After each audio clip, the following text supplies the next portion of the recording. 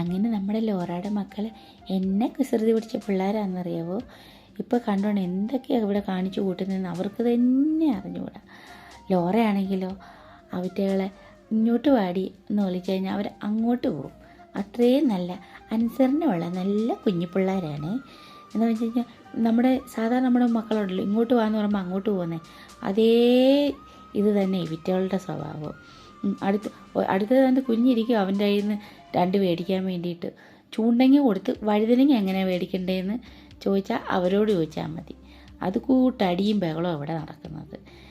പക്ഷേ ഇതെല്ലാം കാണുമ്പോൾ നമുക്ക് നല്ല രസമാണ്, ഭയങ്കര ഒരു സന്തോഷമൊക്കെ ഉണ്ട്.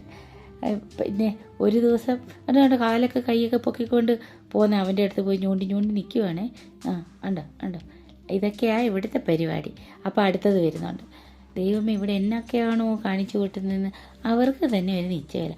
ലോറ പിന്നെ വിചാരിച്ച് എന്തേലും കാണിച്ചു കൂട്ടി എനിക്ക് ഇനി ഒന്നും വയ്യ, നിങ്ങളോടൊന്നും പറഞ്ഞിട്ടും ഒരു കാര്യമില്ലെന്നും പറഞ്ഞ് അവൾ മാറി എല്ലാം കണ്ടുകൊണ്ട് ഇങ്ങനെ കിടപ്പുണ്ട് എൻ്റെ ലോറ മോള്.